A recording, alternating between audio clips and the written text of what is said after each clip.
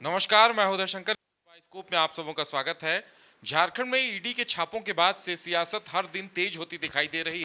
और अगर ईडी की एक्टिविटीज की बात की जाए तो दो महत्वपूर्ण जानकारियां सामने आ रही है। पहली जानकारी ये सामने आ रही है कि सीए सुमन कुमार से दूसरे दिन पूछताछ हुई।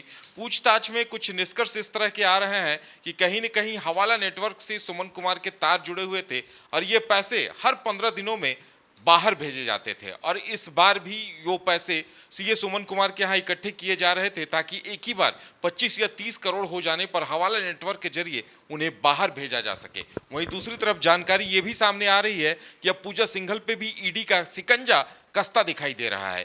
पूजा सिंघल को मंगलवार को ईडी ने पूछताछ के लिए बुलाया है। वहीं उनके पति अभिषेक झा पर भी अब गिरफ्तारी की तलवार लटकने लगी है। ईडी ने सवाल अभिषेक झा से पूछताछ के दौरान इन मुद्दों को लेकर उठाए हैं कि आखिर हॉस्पिटल में जो सैकड़ों करोड़ रुपए खर्च किए गए हैं और जो चल अचल संपत्तियां अभिषेक झा के नाम से हैं, उनके लिए पैसे कहां से आए हैं। और इन ईडी के सवालों पर अभिषेक झा और पूजा सिंघल दोनों ही फंसते नजर आ रहे हैं। मदन हमारे साथ हैं। मदन, क्या लग रहा है, अभिषेक झा की गिरफ्तारी हो सकती है?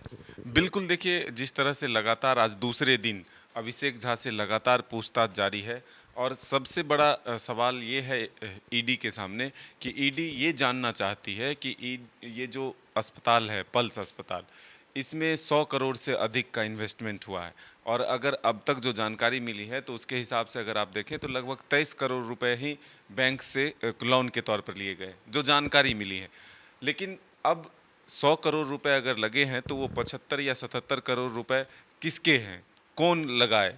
उसके बाद जो सुमन सिंह हैं, जो सीए हैं पूजा सिंघल के, उनके पास जो कैश बरामद हुए, तो तमाम जो सवाल है उसको जोड़ कर देखा जा रहा है। जो जवाब अभिषेक झा के तरफ से मिल रहा है या फिर जो जवाब सुमन सिंह के तरफ से मिल रहा है, दोनों को मैच किया जा रहा है कि आखिर क्या कुछ समानताएं हैं और क्या कुछ भिन्नताएं हैं। तो इन तमाम चीज़ों के को जानने के लिए ईडी लगातार इन दोनों से पूछताछ कर रही है। 5 दिनों के रिमांड पर पहले ही कोर्ट से सीए को ले लिया है ईडी ने और अभिषेक झा को कल घर जाने दिया गया था, लेकिन आज सुबह फिर ईडी दफ्तर बुलाया गया और सुबह वो समय पर पहुंचे हैं।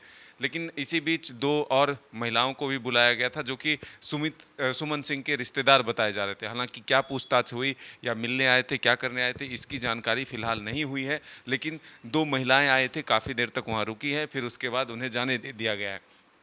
तो महत्वपूर्ण सवाल ये है कि आखिर ईडी पूजा सिंघल को अब जब पूछताछ के लिए बुला रही है तो क्या अब तीनों को बिठाकर एक जगह पूछताछ की जाएगी? अब तक जो क्लू सुमित सिंह से और अभिषेक झा से मिले हैं उसको कंफर्म पूजा सिंघल से किया जाएगा या फिर पूजा सिंघल की जिस डायरी की बात की जा रही है उस डायरी के आधार पर पूजा सिंघल से पूछताछ की जाएगी कि आखिर इसमें जो लेन देन की बातें हैं या फिर जो संबंध की बातें हैं वो सही है या नहीं, किसकी डायरी है या इसमें जो लिखा हुआ है वो उसकी सच्चाई क्या है। इन तमाम चीज़ों को की जानकारी जो है इकट्ठा करने के लिए ईडी ने पूजा सिंघल को भी कल नोटिस किया है कि वो सुबह दफ्तर पहुँचे और उसके बाद पूछताछ होगी। लेकिन अब तक आज जो पूछताछ अभिषेक झा से चल रही है तो इससे ये माना जा रहा है कि गिरफ्तारी भी हो सकती है। लेकिन अब ईडी पर निर्भर करता है कि वो कंटिन्यू पूछताछ करते हैं, पूजा सिंघल के आने तक वो पूछताछ करते हैं या फिर आज उन्हें जाने दे दिया जाएगा या कल फिर दोनों को साथ में बुलाया जाएगा। ये तमाम चीज़ें अभी इंतज़ार करना होगा। लेकिन झारखंड में सियासत भी इसको लेकर के शुरू हो गई है।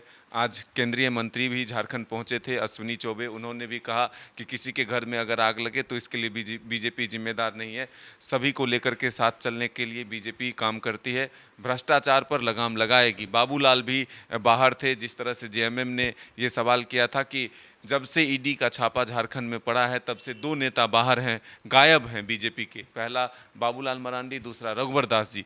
तो अब जब बाबूलाल जी लौटे हैं तब सीधे तौर पर उनका आरोप है कि ये किसी व्यक्ति से जुड़ा हुआ नहीं है, भ्रष्टाचार हुआ है, किसी के घर से अगर पैसे मिले हैं तो सारे सवाल के जवाब वहीं से मिल जाते हैं। और किसकी बेचैनी है, अगर जेएमएम को की बेचैनी है तो इससे जगजाहिर हो चुका है कि आखिर रिश्ते क्या हैं, इनसे उनको क्या लेना देना है। अगर उनके कोई संबंध नहीं है, अगर उनको लगता है कि हमारा कोई इससे बिगड़ने वाला नहीं है तो फिर उनको बेचैनी क्यों है। लेकिन वहीं दूसरी तरफ जेएमएम के तरफ से जो ये आरोप लग रहा है कि बीजेपी केंद्रीय संस्थाओं के द्वारा मुख्यमंत्री समेत सरकार को बदनाम करने की कोशिश रच रही है, जो कि हम कामयाब नहीं होने देंगे। और इसी के लिए जेएमएम के नेता कल सड़क पर उतरे, बीजेपी कार्यालय तक पहुंचे।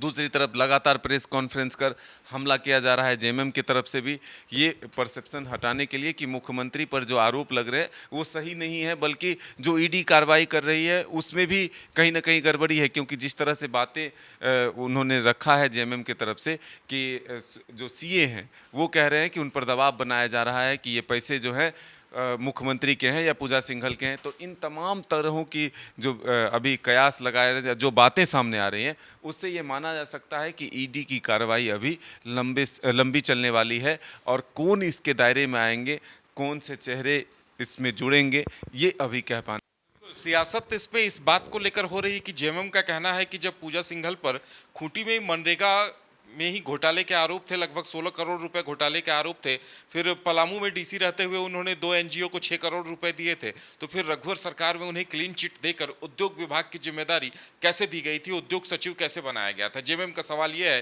कि आखिर क्लीन चिट उन्हें क्यों मिली, किन आधारों पर मिली, कहीं न कहीं वहां भी घालमेल है। लेकिन अब बड़ा सवाल ये उठ रहा है कि जिस तरह से पूजा सिंघल की चल अचल संपत्तियों की बड़ी सूची बरामद हुई है, इसी तरह सीए सुमन सिंह के यहाँ जब छापा पड़ा तो कैश पैसों की बात तो सबके आ गई है, लेकिन वहां भी बहुत सारी फाइलें और चल अचल संपत्तियों के कागजात बरामद हुए हैं, साथ में कई महंगी गाड़ियों के कागजात बरामद हुए हैं। और 20 सेल कंपनियां, इन्हें काफी इंपॉर्टेंट माना जा रहा है। ये जो 20 सेल कंपनियां थी, इन्हें कौन संचालित कर रहा था, किनके जरिए हो रहा था, और इस बात को लेकर भी कई सवाल सामने उठ रहे हैं कि क्या इन पैसों को हवाला के जरिए बाहर भेजा जाता था। तो मदन, इससे पहले भी अधिकारियों पर छापे पड़ते थे और पैसे भी बरामद होते थे, लगता है लेकिन इस बार मामला कुछ ज्यादा ही गंभीर है।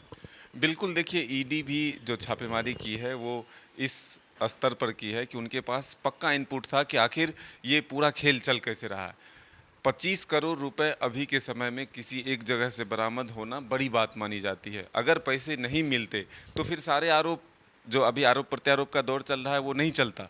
अगर सिर्फ कागजात मिलते, 2-4 लाख रुपए मिलते, तो फिर एक जो छापेमारी होती है, रेड होती है, वो मामूली सा होता है। लेकिन 25 करोड़ रुपए मिलना, वो भी सीए के घर से, और जिस तरह की अब बातें आ रही हैं कि चार्टर्ड अकाउंटेंट के द्वारा जो पैसे का खेल है वो बाहर तक होता था, तो अब इसीलिए हम कह रहे हैं कि इस दायरे में कौन आएंगे, कौन से चेहरे और जुड़ेंगे, ये अभी कहना मुश्किल है। और डर काफ़ी लोगों में है कि अगर ये दायरा बढ़ता है, किसी का नाम जुड़ता है, तो मुश्किलें उनकी भी बढ़ेगी। और ईडी लगातार 18 जगह पर अगर एक बार में छापेमारी है और पूजा सिंघल के तमाम एक्टिविटीज़ को वॉच करते हुए अगर ये सारी कार्रवाई की गई है, तो ज़रूर उनके पास इनपुट है कि आखिर गड़बड़ियाँ यहाँ से हो रही है। बिल्कुल, बहरहाल अब इंतजार इस बात का है कि पूजा सिंघल से पूछताछ होती है तो क्या कुछ सामने आता है। मंगलवार को पूछताछ होनी है और ईडी ने पूजा सिंघल का फोन रविवार को ही जब्त कर लिया है। डायरी की भी बात सामने आ रही है और बताया जा रहा है कि पूजा सिंघल के फोन में और ईमेल आईडीज में भी बहुत सारे लोगों के नाम, पते और लेन देन के ब्यौरे दर्ज हैं। अब इंतजार हर किसी को इस बात का है कि क्या कुछ सामने आता है। तो फिलहाल हमारे साथ इतना ही, हमें दीजिए इजाजत, नमस्कार।